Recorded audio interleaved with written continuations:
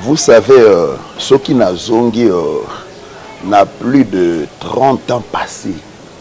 On se rappelé na mutumoko na bandal awa évangéliste Libambu. Mais toutefois place à ça au CPLA que to reprendre babiloko ya bando sala kala o sala makali sous-souté na bandal et sala makate. Biso to ma place ba pasteur à ba bureau hein, tu vois. C'est de 6h à 9h. C'est de 6h à 9h. Thème Nabi Suezali, aller au village qui est en face. Vraiment, tu as utilisé les moyens nyonso oyo communication comme la bande nyonso bisika bazali et non seulement na Bandalungwa, dans toute la ville de Kinshasa et aussi peut-être dans les pays limitrophes, mais Congo Brazza et pourquoi pas na Rwanda mutumo akokikoya. Donc on est là pour la gloire du Seigneur. Donc moi je vais prêcher la parole de Dieu et cette parole sera confirmée par Dieu lui-même. Mais l'attitude eza attitude pena ya koya ke tozoya na présence ya Nzambe. Comme melanga oil te na sengi na ngote mungwa te maïté mais na sengi.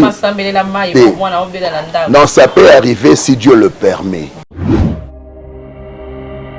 On a sengi batu baya penza na mitema ke ba ekolukelo ya Nzambe Nzamba ko mimonisa pe makambo ko salama et je pense même que ekozala le 19 on est kozala loko moko avril oyo ekolongwa te na mitu ya bato.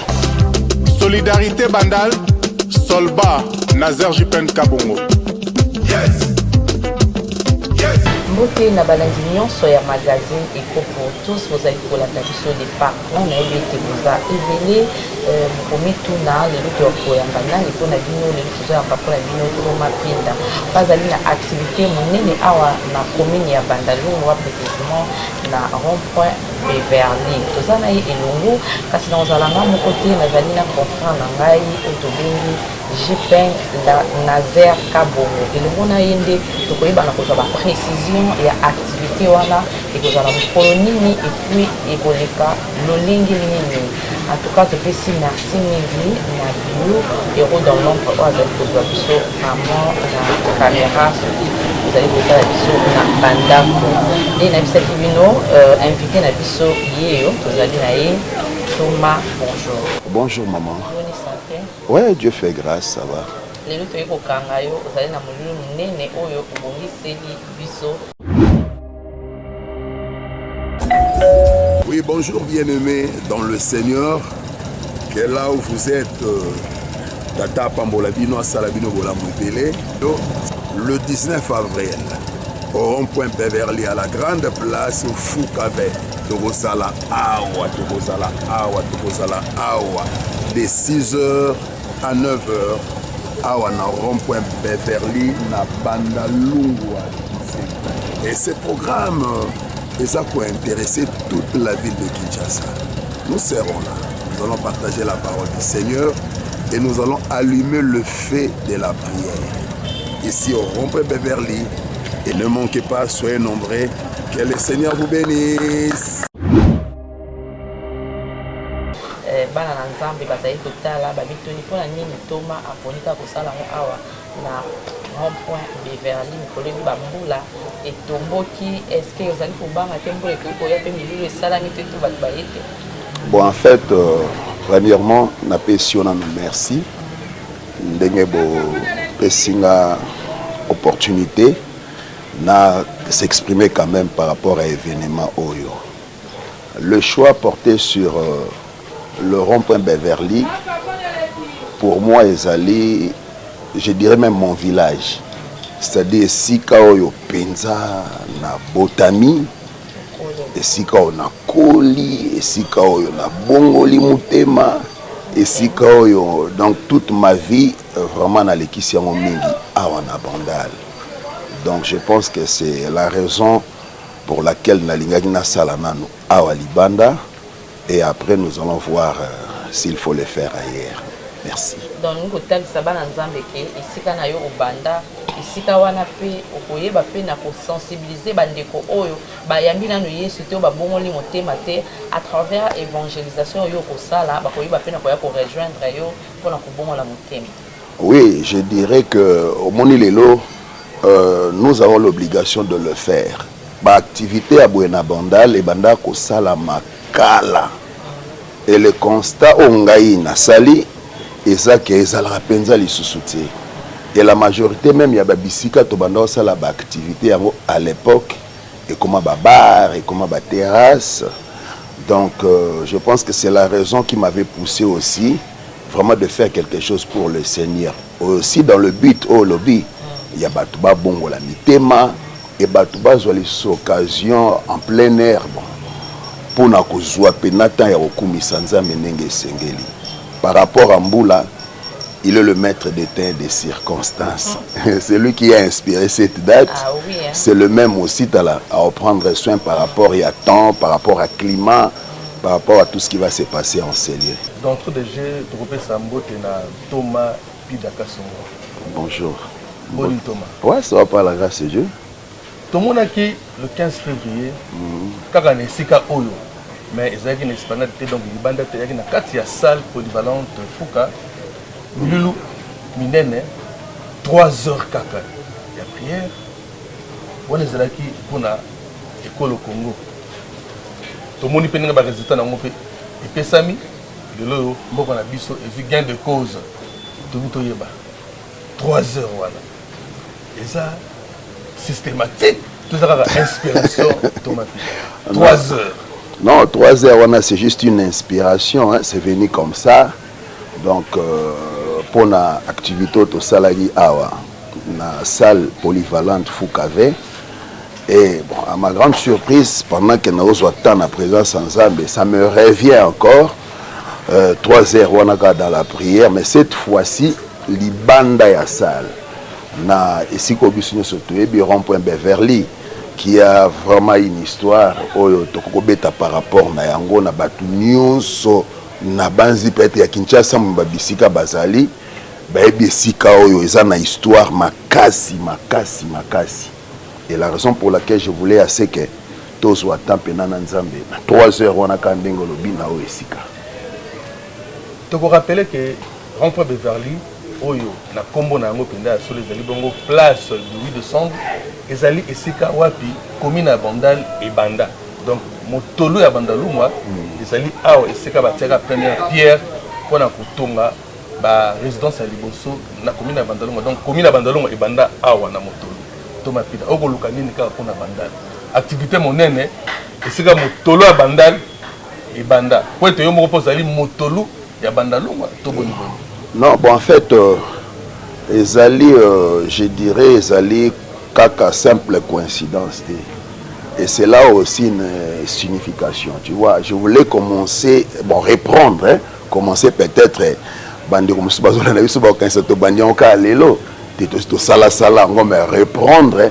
vraiment à la source, hein, tu vois. Et je pense que peut-être on a kobenga bino lisuto au solo là. Pour na ba annonce mususu tokende na Bandal ya Molar tokende na ngambo ya Makelele. Donc je vais vraiment faire tout Bandal na kati ya ba programme oyo yono bena banda na no pena place socle pene sali donc Bandal bisengo. Shalom, shalom, shalom, que le Dieu Tout-Puissant vous bénisse. Un seul rendez-vous ka moko. Samedi Oyo, le 19 avril, na 6h, tina 9h. Tozali Awa, dans la présence de Dieu, avec un homme puissant, un homme qui parle bien. Moto atambula rana nzambe. Nzamba ebise makamba ba via batupe kokisama, l'apôtre Pida. Donc tokutana wana moi le pasteur Clovis Makola, l'oiseau du jour. Nabandeli, le pasteur Clovis Makola, l'oiseau du jour. Je serai là pour vous ramener dans la présence de Dieu. Pourtant, Motona Nzamba Rokota, Nzamba Rosalamine, ne manquez pas ces rendez-vous. Que le Seigneur vous bénisse. Et Simbi.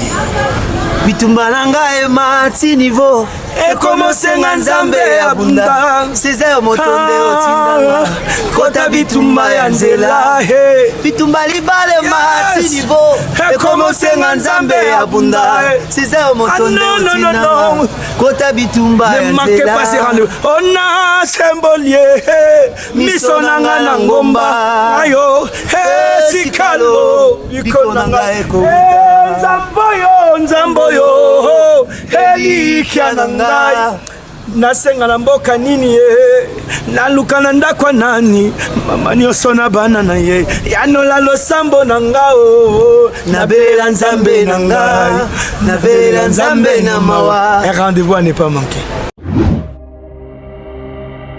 Avant c'est la maman Niclette et le Maloba le 19 wana tumuto yeba lilongo ekobandana nini pe ekosuka na nini pe nini obungiseli bana nzambe topé bayo bakozali baku bakoma bana nzambe mokolo wana. Vous savez ceux qui n'a zongi n'a plus de 30 ans passés na on se rappelé na mutu moko na bandal awa évangéliste Libambu. C'était vers les années 80 to eno bana mikie ça dit bandé comme ma biso ya omema na ba makambu na ye.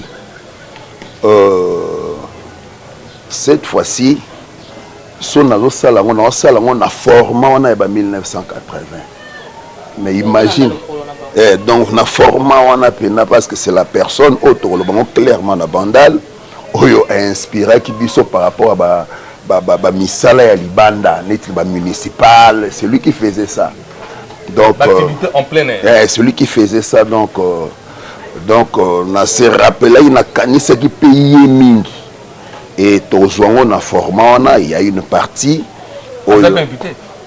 Bon en fait le Kozoye oui c'est possible mais on va voir s'il faut Azara mais j'y ai pas collé déjà bon on va quand même essayer mais toutefois place Azara au CP là que to reprendre babiloko ya bando sala kala o sala makali sous-souté na banda les sala makate biso to ma place ba pasteur à ba bureau hein tu vois.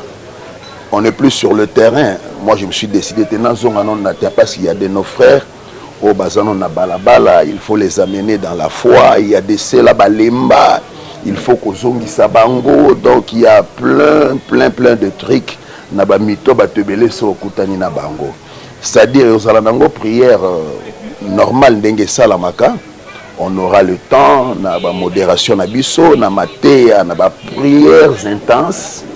Et l'animation est avec le pasteur Clovis Makola, que je salue à passant. On aura vraiment le temps de glorifier Nzambe na biso, c'est ça. Donc, de quelle heure à quelle heure thème la on a les 19. C'est de 6h à 9h. C'est de 6h à 9h. Thème na biso aller au village qui est en face. C'est là une référence biblique. Hein. Comme nous le savons, Jésus avant Kota, à Jérusalem, il envoie ses 2 disciples d'aller dans le village qui était en face. Et la suite, na banzi bato nyonso baroya, baroso vraiment temps ya oyo kango et to pambola babiso nyonso mingi. Topesi mbela na bandeko nyonso ya bandalungwa, bandeko bayebaki Tomapida Weston. Bandeko bayebi Tomapida Mosali na nkolo pe bandeko ya ba commune mususu ko ete bandale za Bongo commune esengisaka ba commune nyonso ya ville Kinshasa po ete kolo Yesu akozala vraiment au rendez-vous le 19 avril 2025 awa na rond-point Beverly donc ici quoi fait comme salle polyvalente Fouka Beverly référence la place 8 décembre ici comme motolo ya bandalungwa et banda tozong sima loba na maman Niclette. Merci beaucoup Ndekolangai Jipen Lazer Kabongo. J'espère que Bolandi Mituna Bolandi fait ma réponse à Thomas Olobi Milou au banda de 6h à 9h. Est-ce que vous tenir compte à bateau bon qu'il peut nous installer dans tango et puis aussi ça la sensibilisation des porte par porte tout ça les banderoles tout ba fiche pour nous sensibiliser vraiment bateau ba ya évelé Ndekolangai. Bon en fait sensibilisation pour na bandawana eza penza makasi et oyo pozo sala eza ko sensibiliser et nazo croire na travail au bozo sala que message est comme la batu bazana posa ba makambo et sala ma le 19 avril là les gens ont besoin de ça donc la sensibilisation to sala vraiment à tous les niveaux dans le média les à la visuel les à l'audio les à la donc ba affiche internet partout. vraiment tozo utiliser ba moyen nyonso oyo communication ko komela bandeko nyonso bisika bazali et non seulement na Bandalungwa, dans toute la ville de Kinshasa et aussi peut-être dans les pays limitrophes, neti ba Congo Brazza et pourquoi pas na Rwanda mutumo kokikoya. Donc on est là pour la gloire du Seigneur. Donc moi je vais prêcher la parole de Dieu et cette parole sera confirmée par Dieu lui-même. Ce qu'on a que quand on est malade des arabes qui ça y est paralytique, on tambola, mutumo a possédé na ba esprit mauvais, nzamba au Kangola yé, les malades seront guéris certes parce que la Bible dit aussi qu'il accompagnait leur prédication par des signes et de miracles. Et je le crois aussi étant la personne établie et envoyée par Dieu, Makambouana et Rosalama. Mais l'attitude, esa attitude pena ya koya que tozoya na présence ya Nzambe. Comme melanga huile te na sengi na ngote, mungwa te maïté, mais na sengi. Non, ça peut arriver si Dieu le permet. Maintenant, oyo, ezake batubaya non amité manan. Ce qui maï mungwa, je ne sais pas quoi. Peut-être total on a Nzambe mo akolinga sana. Mais on a na sengi batubaya penza na mitema. Que ba eko lukelongi Nzambe Nzamba ko mimonisa pe makambo eko salama. Et je pense même que eko zala le 19 on eko zala loko moko eko avril oyo eko longwa te na mitu ya batu. Vraiment eko tikala. Naza très convaincu. Ya makasi et landa batu même na bandako. Eko zala ndeko landa batu na bandako na ba famille donc en tout cas eko zala. Moi, j'ai commencé avec le Seigneur, j'étais trop jeune. C'est-à-dire, Naza, déjà, ta famille chrétienne, et pas na biso. Bah, bon, en fait, on a un langage au la bah, grand mingi, il y a évangile na mboko. Bah, les kawana. Bah, les kananda pour na biso. Tu vois? Donc, de le bas âge, déjà à 80, j'ai influencé na eloko wana ya bonzambe déjà zalengai makasi. Il est vrai qu'avec la jeunesse, hein, Babylone mususu bimayi penana noté. Mais quand le temps est arrivé, le Seigneur a fait à sa manière. Na ekokuta nana apôtre Thierry Djonga que je salue à passant. Et c'est lui vraiment qui a encadré penatala. Il a pousser les sous et l'eau qu'on pena et bima bien et kende penza liboso. Mais par rapport il y a ministère, s'il faut na compter les a 26 ans dans le ministère et non comme chrétien dans la foi, mais 26 ans dans le ministère. Donc c'est ça. Naza juste en face Nabino, vous mes frères dans la foi et mes sœurs.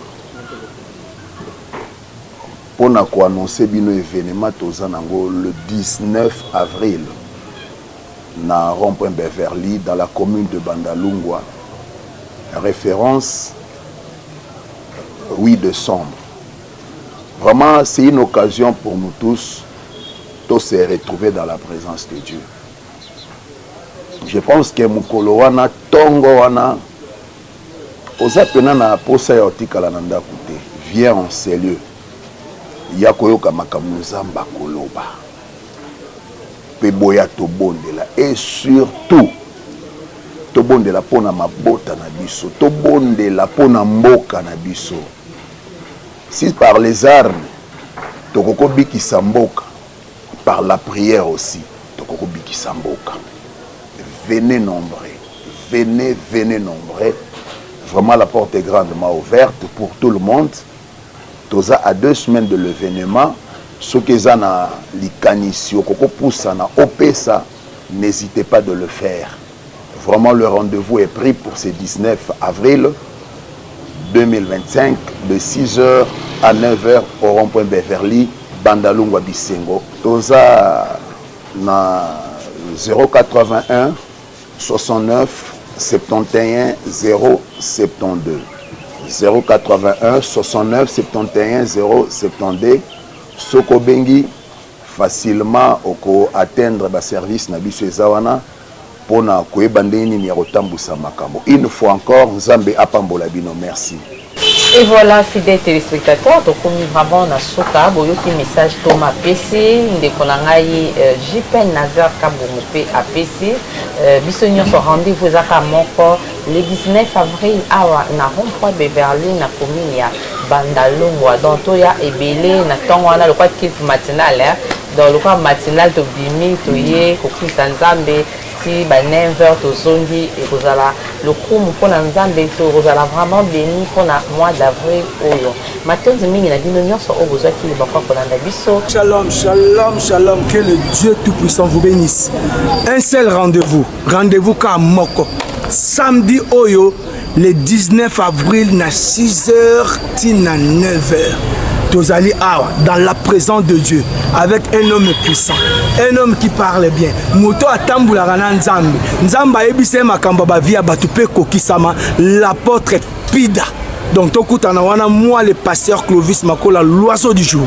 Na bandeli le pasteur Clovis Makola l'oiseau du jour.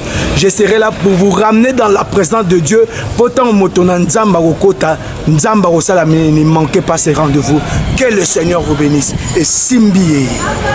bitumba nanga e mati niveau e commence nzambe abunda seza motonde otindanga kota bitumba ya nzela bitumba libale mati niveau e commence nzambe abunda seza motonde otindanga kota bitumba ya nzela. Ne manquez pas ces rendez-vous. On a symbolier misonanga na ngomba ayo sikalo bikonanga eko nzamboyo elikiananga nasenga na mboka nini ye naluka na ndakwa nani mama nyonso na bana na ye yanola losambo na ngao nabelela nzambe na ngai nabelela nzambe na mawa. Un rendez-vous à ne pas manquer.